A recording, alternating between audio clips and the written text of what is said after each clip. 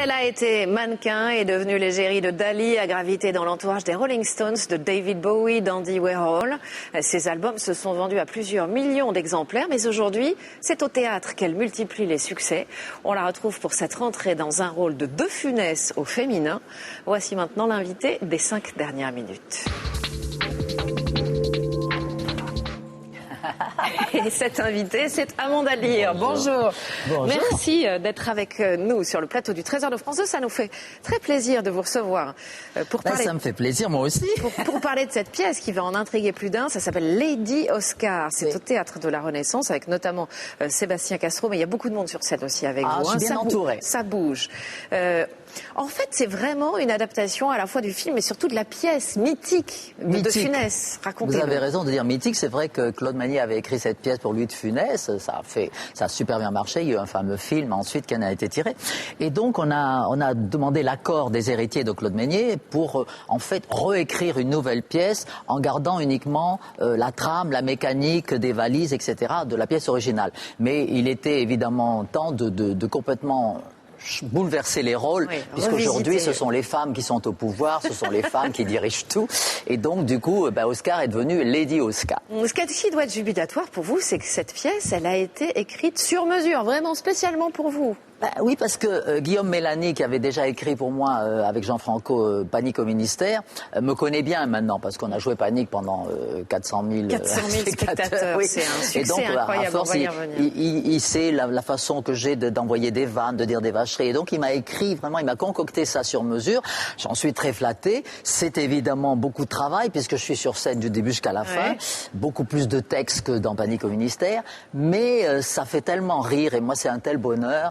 Et puis, vous savez, les gens aiment bien me voir me ridiculiser. En fait, je suis de ces bonnes femmes qu'on adore détester. Voilà. Ouais, mais ça, c'est formidable que vous acceptiez de jouer ça, parce que cette Lady Oscar, elle est insupportable, colérique.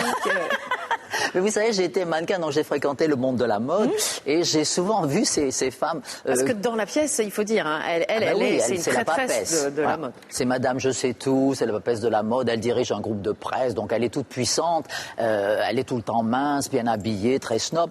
Et évidemment, ce genre de bonnes femmes, on les déteste un petit peu dès le départ, parce qu'elles sont tellement sûres d'elles, et donc on se réjouit de la voir petit à petit...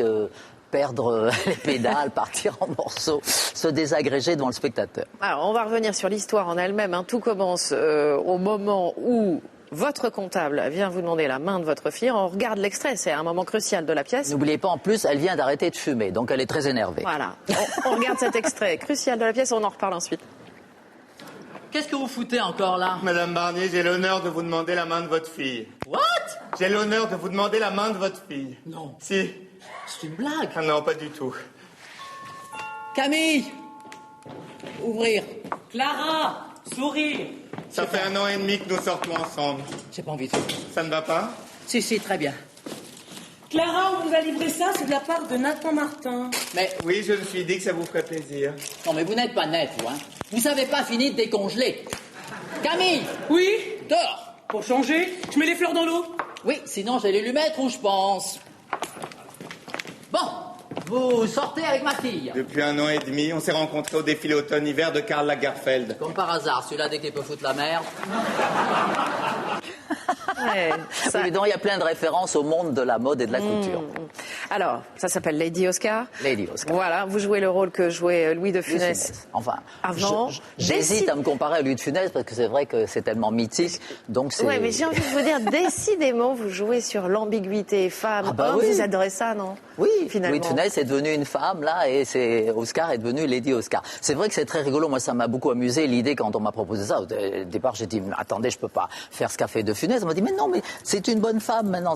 Et donc, ça m'a beaucoup amusé cette idée de reprendre ce rôle. Et je dois dire que bon, je me régale, moi, tous les soirs au Théâtre de la Renaissance. En plus, le public suit, donc c'est un bonheur. Voilà, alors j'allais dire, vous n'êtes pas seul à vous régaler, hein. Panique au ministère, 400 000 spectateurs, ouais, ça, on s'y attendait pas de l'année dernière.